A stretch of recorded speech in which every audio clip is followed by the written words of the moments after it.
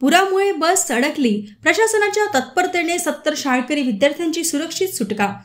वरोरा तालुक्यातील भटाळा, खेमजई, वडगाव, नांद्रा, लोदीखेडा, येरखेडा आदी गावातील 60 ते 70 शाळकरी विद्यार्थ्यांची बस काल रात्री परतीच्या प्रवासात नाल्याला आलेल्या पुरामुळे अडकली। वाहन चालकाने धोका न पत्करता बस नाल्यावरून न नेण्याचा निर्णय घेतल्याने मोठा अनर्थ टळला। स्थानिक ग्रामस्थ, लोकप्रतिनिधी आणि प्रशासनाच्या तातडीच्या हस्तक्षेपामुळे विद्यार्थ्यांना तत्काळ जेवण व निवाऱ्याची व्यवस्था करण्यात आली।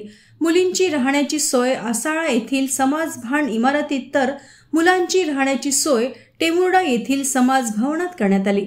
गटविकास अधिकारी गजानन मुंडकर, तहसीलदार योगेश कौटकर, मंडळ अधिकारी अजय निखाडे, तलाठी रितेश आमटे, सुनील राऊत, कोतवाल चांदेकर, शिपाई सचिन शेळकी यांच्यासह महसूल, पोलीस व ग्रामविकास विभागाने घटनास्थळी भेट देऊन परिस्थिती नियंत्रणात आणली।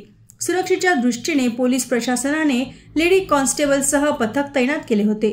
रात्री 11:30च्या सुमारास पाणी ओसरल्यानंतर बस आगार व्यवस्थापकांच्या सल्ल्यानुसार परत सोडण्यात आली। विद्यार्थ्यांना त्यांच्या गावी टप्प्याटप्प्याने सोडण्यात आले। प्रत्येक गावात प्रशासनाकडून GPS, फोटोग्राफ व व्हिडिओ घेऊन विद्यार्थ्यांच्या सुरक्षिततेची खात्री करण्यात आली। स्थानिक नागरिकांनी नाल्यांमध्ये अडकणारा केरकचरा व झाडे झुडपे नियमितपणे स्वच्छ करण्याची मागणी केली असून प्रशासनाने याबाबत कार्यवाहीचे आश्वासन दिले आहे। दरम्यान तालुक्यात काही भागात 120 मिलीमीटर तर काही ठिकाणी 60 मिलीमीटर पर्जन्य नोंदविला गेला।